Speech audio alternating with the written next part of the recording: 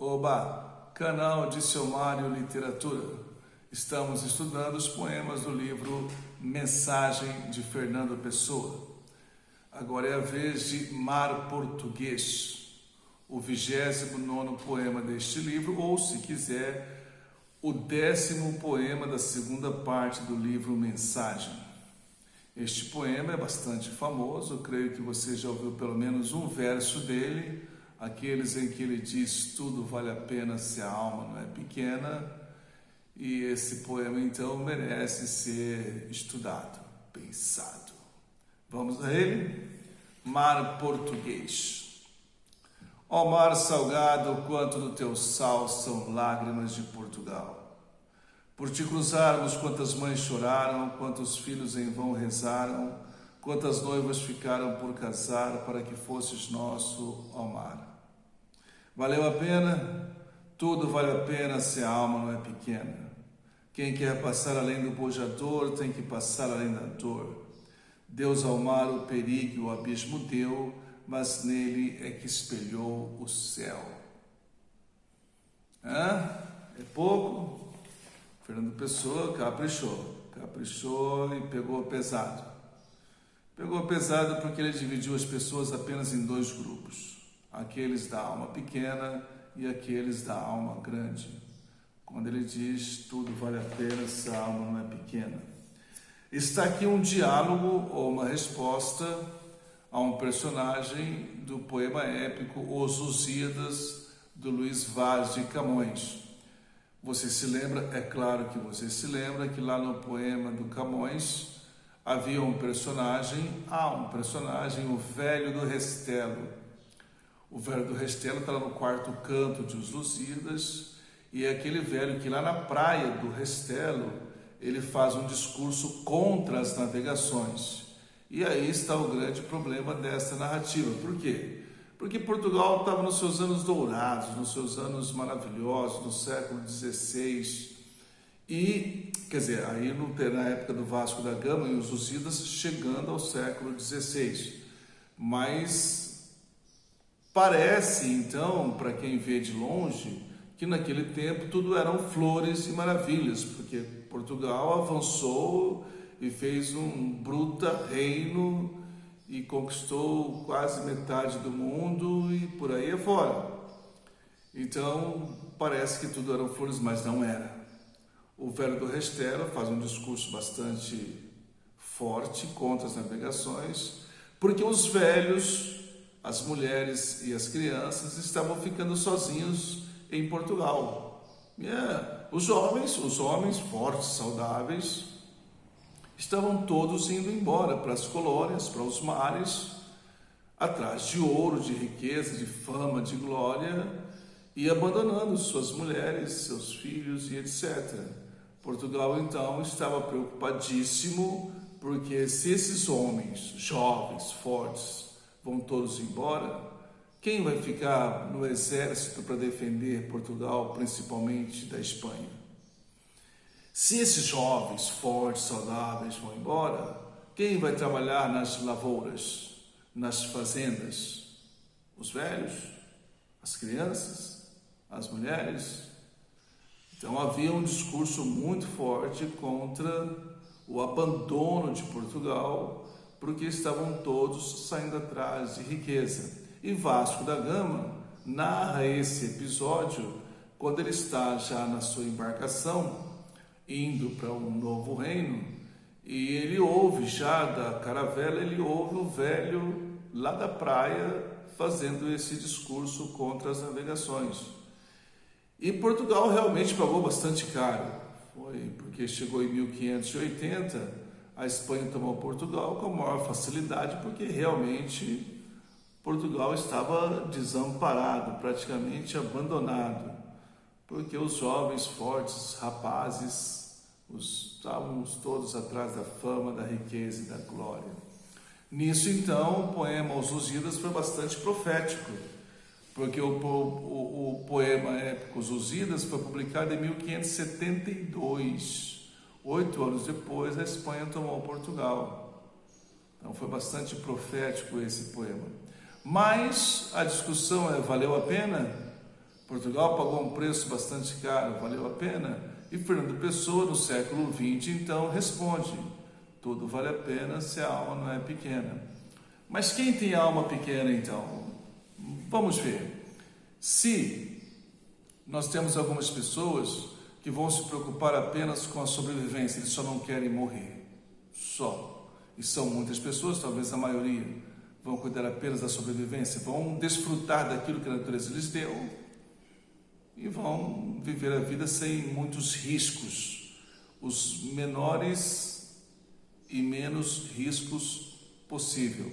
É isso que eles vão tentar. Já as pessoas, segundo o poeta, as pessoas de alma grande são aquelas que, além de sobreviver, vão tentar ir além do que aquilo que a natureza, a genética e a cultura lhes ofereceram. Vão tentar crescer, se desenvolver, evoluir. Não vão cuidar apenas da evolução, não vão cuidar apenas da sobrevivência, mas também da evolução. Ele vai dividir então os portugueses em dois grupos: aqueles que queriam ficar do lado do velho do Restelo, aqueles da alma pequena, que estão pensando apenas na sobrevivência, e aqueles que estão pensando grande, que estão pensando em evoluir, que estão pensando em ir bem mais adiante, que eles estão preocupados com a evolução e não apenas desfrutar daquilo que a natureza lhes deu.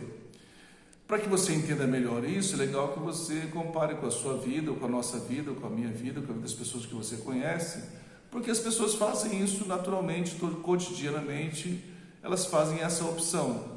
Eu vivo para sobreviver, eu vivo para correr menos riscos e desfrutar aquilo que a natureza me deu, ou, além disso, eu vou arriscar, eu vou me empenhar, vou me esforçar, eu vou para a evolução, eu vou correr riscos, mas também riscos que podem me levar a um lugar bem melhor, podem me levar a um estado bem maior. Não se pode, ele quer dizer aquela coisa bastante simples, popular, que a sua avó já dizia: não se pode fazer a omelete sem quebrar os ovos. Então haverá problemas e um preço a ser pago para isso. Não dá para fazer um grande jantar sem sujar toda a cozinha, não dá. Então nós temos sempre que pagar um preço por isso, nós temos que ter coragem para pagar esse preço. Nós temos que ter vontade, determinação e etc. Mas, por outro lado, os problemas da sobrevivência são urgentes. E eu gostaria de rever com você alguns trechinhos lá de Os Lusíadas, quando o velho do Restelo vai se preocupar com essa sobrevivência. Então, você vai ver no velho do Restelo aquilo que seria a alma pequena dita pelo Fernando Pessoa. Vamos comigo? Então, lá no canto 4º do Os Lusíadas, do Luís de Camões, na estrofe 90, diz lá então comigo o velho do Restelo. A narração é do Vasco da Gama, qual vai dizendo: ó filho, a quem eu tinha só para refrigério e doce amparo, desta cansada já velhice minha, que em choro acabará penoso e amaro, porque me deixas mísera e mesquinha? Porque de mim te vás, ó filho caro, a fazer o funéreo encerramento, onde sejas de peixes mantimento? Quer dizer, uma mãe está reclamando porque o filho vai para o mar e fatalmente a maioria desses marinheiros, desses aventureiros, vão servir de alimento aos peixes, vão morrer no mar, vão ser náufragos. A maioria morria no mar mesmo. Depois, uma esposa reclamando do esposo que foi para o mar. Qual, hein, cabelo? Ó doce e amado esposo, sem quem não quis amor que viver possa, porque is aventurar ao mar iroso essa vida que é minha e não é vossa? Como por um caminho duvidoso vos esquece a afeição tão doce nossa? Nosso amor, nosso vão contentamento, quereis que com as velas leve o vento? Então ela reclama do pouco valor que ele dá à união dos dois e troca essa união, esse doce amparo, essa doce vida, pelas velas do mar atrás de aventura, riqueza e glória. Na estrofe 92, continuando mais um trechinho para você se lembrar direitinho do velho do Restelo e poder orientar-se naquilo que seria a alma pequena do Fernando Pessoa. Na estrofe 92, nestas e outras palavras que diziam de amor e de piedosa humanidade, os velhos e os meninos os seguiam, em quem menos esforço põe a idade. Os montes de mais perto respondiam, quase movidos de alta piedade, a branca areia as lágrimas banhavam, que em multidão com elas se igualavam. Olha que hipérbole mais bonitinha. A branca areia as lágrimas banhavam. A areia da praia do Restelo, onde as pessoas ficavam para dali dar adeus às caravelas que saíam para o Atlântico. A branca areia as lágrimas banhavam, que em multidão com elas se igualavam.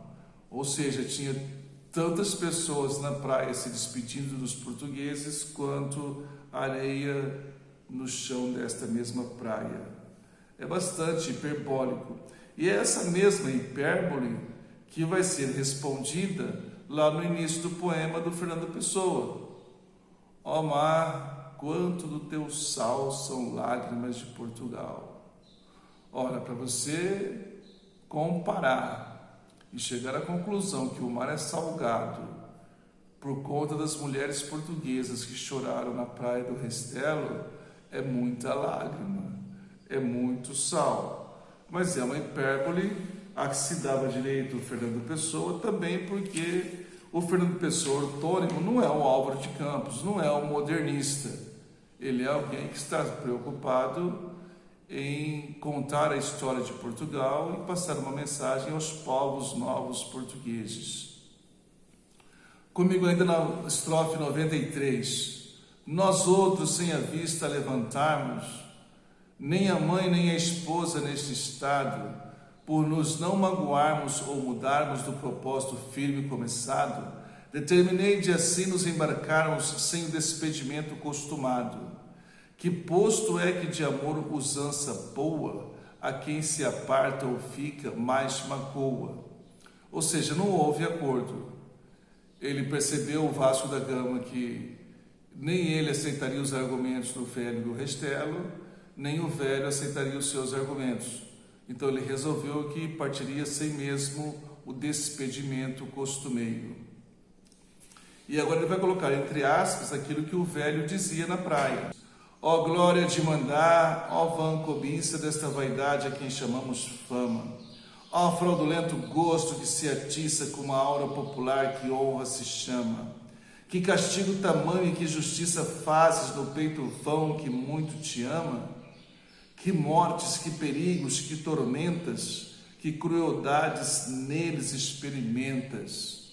Então ele está dizendo do quanto o mar é impiedoso, as tormentas, os naufrágios, e o quanto a glória, a fama, a cobiça também são cruéis, que não dispensam esses jovens e os atraem ao mar. Dura inquietação da alma e da vida, fonte de desamparos e adultérios, sagaz consumidora conhecida de fazendas, de reinos e de impérios, chamam-te ilustre, chamam-te subida, sendo digna de infames vitupérios, chamam-te fama e glória soberana, nomes com quem se o povo nécio engana. Povo nécio, povo ignorante, se engana. Então ele chama a cobiça, a ambição, de dura inquietação da alma. E essa ambição é fonte de desamparos e adultérios. Desamparos porque muitas mulheres, filhos, irmãos ficam desamparados em Portugal porque os homens vão embora. E adultérios, porque muitos homens casados vão embora e demoram 5, 10, 15 anos para voltar ou não voltam nunca mais. E as esposas, muitas delas, dão o marido por morto, às vezes por pura necessidade, porque estão passando fome, e aparece algum candidato que lhes mate a fome, e acabaram então acontecendo muitos adultérios, porque não se sabia se o navegador tinha morrido ou não no mar, e já fazia 10, 12, 14 anos que o cara tinha ido embora, dava por morto. E muitos deles voltaram. Uns deles voltaram depois de 10, 15 anos e encontraram a mulher num outro casamento. Isso foi bastante comum em Portugal nessa época. Daí porque o velho do Restelo reclama bastante disso. Só mais uma última estrofe em que o velho diz: a que novos desastres determinas de levar estes reinos a esta gente? Que perigos, que mortes de destinas debaixo de algum nome preeminente? Que promessas de reinos e de minas, touro, que lhes farás tão facilmente? Que famas lhe prometerás? Que histórias, que triunfos, que palmas, que vitórias? Quer dizer, o velho está tentando entender porque essas coisas são tão importantes e até mais importantes que a própria vida e que a própria vida de Portugal. Por que isso é tão importante? Porque as pessoas se deixam atrair por essa fama, por essa glória, por essa ambição e abandonam a sua pátria. Então, da mesma forma que os aventureiros não entendem o velho também não os entende. Então, eu li esses trechos do Os Lusíadas para você ter na sua memória legal que seria essa alma pequena, segundo o Fernando Pessoa. E agora voltemos ao poema Mar Português. Vem cá comigo, vem cá. Ó mar, quanto do teu sal são lágrimas de Portugal. Esse ritmo vai se repetir 6 vezes durante o poema. 6 vezes porque o poema está em 2 estrofes com 3 pares de versos. E eu digo 3 pares por quê? Porque são versos que têm 10 e 8 sílabas, 10 no primeiro, 8 no segundo. Depois volta até 10 e 8, 10 e 8, 10 e 8, 10 e 8, 10 e 8. Então é um verso decassílabo, em seguida, abaixo, um verso octossílabo. Esse verso octossílabo, que é o segundo de cada par, vai dar o ritmo então, porque você faz 10, 8, 10, 8, 10, 8, decassílabo, octossílabo, decassílabo, octossílabo, decassílabo, octossílabo. Entendeu o que eu estou dizendo? Então formam 3 pares na primeira estrofe. E isso é importante que você note por alguns motivos. Primeiro, que já conversamos, podemos lembrar e até acrescentar alguns dados que esse poema foi escrito pelo Fernando Pessoa ortônimo, não foi escrito por um dos seus heterônimos. Não é do Álvaro de Campos, o modernista, não é do Alberto Caeiro, o oriental, e nem é do Ricardo Reis, o classicista. Nenhum dos três, é do Fernando Pessoa ortônimo. E o Fernando Pessoa ortônimo é aquele que dá conta da história de Portugal. Como ele é alguém que dá conta da história de Portugal, ele se deixa ser convencional, ele se deixa ser conservador, ele se deixa ser à maneira dos tradicionais. E isso fica bastante óbvio porque ele conta os sílabas. Então veja, ó mar salgado quanto do teu sal, decassílabo. Ó mar salgado quanto do teu sal, decassílabo. Olha o de baixo, são lágrimas de Portugal, octossílabo. Ok? E assim vai, é o primeiro decassílabo, o segundo octossílabo, depois outro decassílabo, depois octossílabo. E assim ele dá um ritmo no poema, um ritmo que você lendo, você nem percebe, mas ele está ali. E ele faz com que o poema tenha uma cadência até bastante gostosa. Mas como eles são tradicionais, conservadores, etc., e buscam uma poesia renascentista, essa poesia renascentista, que é bastante métrica, porque é bastante racionalizada, ela conta sílabas, ela conta as rimas, ela conta a acentuação, então ela é bastante racionalizada, ela acaba sacrificando alguns outros valores, como por exemplo, logo no começo deste poema, ó mar salgado, quanto do teu sal são lágrimas de Portugal. Eu diria que o Álvaro de Campos, que é o modernista do Fernando Pessoa, não escreveria ó mar salgado quanto do teu sal. Ele pularia esse salgado e ele perguntaria, ó mar, quanto do teu sal são lágrimas de Portugal. Percebeu? Porque esse salgado me cheira sal redundante, uma redundância que não seria necessária. Mas para os conservadores, para os velhos, é até gostosa, porque reafirma porque não deixa dúvidas, porque vai dar o número de sílabas corretamente. Se você tirar o salgado, fica um redondilho maior, aí já não vai dar certo no poema. E colocando o salgado, fica um decassílabo e se ajusta ao ritmo do poema. Então, por conta do racionalismo renascentista, contar sílabas e etc., acaba sacrificando um pouco de uma estética, mas de uma estética que seria uma estética modernista. Para os conservadores, não. Está tudo certo, tanto o número de sílabas, quanto o ritmo, quanto a ideia. Ó mar salgado, quanto do teu sal são lágrimas de Portugal. Mas nós, mais moderninhos, preferiríamos ó mar, quanto do teu sal são lágrimas de Portugal. Aí você percebeu o diálogo bastante forte com o Camões, porque depois ele vai dizer as coisas que o velho do Restelo disse lá. Por te cruzarmos, quantas mães choraram, quantos filhos em vão rezaram, quantas noivas ficaram por casar para que fosses nosso, ó mar. Então o preço foi grande. Nós, portugueses, pagamos caro para conquistar os mares. Aí é que vem a pergunta fundamental do poema e da história de Portugal. Repito, a pergunta fundamental do poema e da história de Portugal. Valeu a pena? Tudo vale a pena se a alma não é pequena. Ou seja, Portugal perdeu bastante. Alguém diria, perdeu bastante? Não, perdeu tudo. A Espanha foi lá e tomou Portugal e depois foi só decadência. Mas você está vendo só o Portugal físico, material.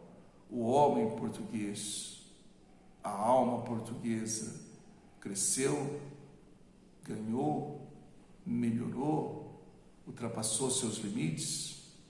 E essa é a pergunta que faz Fernando Pessoa.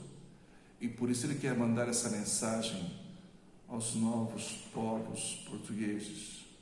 Valeu a pena? Tudo vale a pena se a alma não é pequena. E aí duas ideias muito gostosas, né?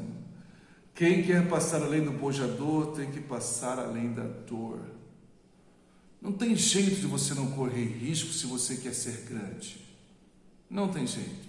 Bojador é um cabo que tem ali em Marrocos, e Marrocos está abaixo de Portugal, logo que você atravessa o Estreito de Gibraltar. Da mesma forma que Portugal está no sudoeste da Europa, Marrocos está no noroeste da África. Então eles ficam ali um de cara para o outro, Marrocos e Portugal, apenas separados pelo Estreito de Gibraltar. E ali na costa atlântica de Marrocos tem esse bojador. E esse cabo do bojador é bastante famoso porque era o limite onde os portugueses chegavam para enfrentar os mouros naquelas muitas batalhas que aconteceram, inclusive aquela em que Dom Sebastião desapareceu. Então era através desse cabo do bojador, chegando nesse cabo do bojador, é que eles embarcavam para as grandes batalhas contra os mouros africanos. Então, só que esse era o limite. Aí ele fala, se você quer passar além do bojador, se você quer ser grande, se você quer deixar de ser provinciano, se você quer conquistar o mundo, se você quer fazer a globalização marítima, se você quer fundar um novo reino, se você quer crescer, se você quer passar além do bojador, tem que passar além da dor. Quem tem medo de sofrer, de chorar, de perder, não vai. Não vai. E também jamais terá as glórias que poderia ter. Jamais. Então olha que pesado, que forte, mas que reflexão mais profunda e gostosa Fernando Pessoa faz da história de Portugal. Valeu a pena? Segundo ele, quem quer passar dos seus limites, quem quer ser muito mais, ou pelo menos alguma coisa mais do que a natureza lhe deu, vai ter que pagar um preço por isso. E por último, essa imagem maravilhosa, imagem mesmo, de visualização. Deus ao mar o perigo e o abismo deu, mas nele é que espelhou o céu. Ou seja, aqui na terra, você não chega ao céu porque a terra não espelha o céu, você vai ter que ir para o mar.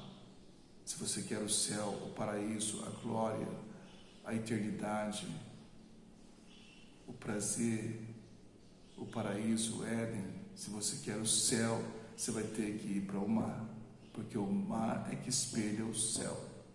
Olha que lindo. Deus ao mar, o perigo e o abismo deu, mas dele é que espelhou o céu. Então, a grande lição deste poema, do nosso grande amigo Fernando Pessoa, é perceber nessa pergunta, nessa questão, que não é uma pergunta só para o velho do Restelo, não só para Luís de Camões e o seu Lusíadas. Não, é uma pergunta que ele faz para a história toda de Portugal e a todos os portugueses. Valeu a pena? Ou teria sido melhor se Portugal tivesse ficado em Portugal e não tivesse se atrevido aos mares e não quisesse colônias nem guerras e apenas cuidasse das suas fazendas e do seu exército, das suas famílias e ficasse ali quietinho, bonitinho, certinho? Seria isso?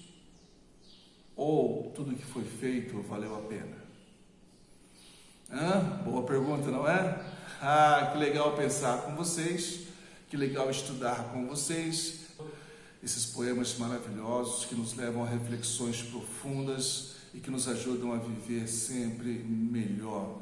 Obrigado pela sua atenção. Logo mais voltaremos com algum poema do Fernando Pessoa deste livro Mensagem. Um abraço a todos, até a próxima.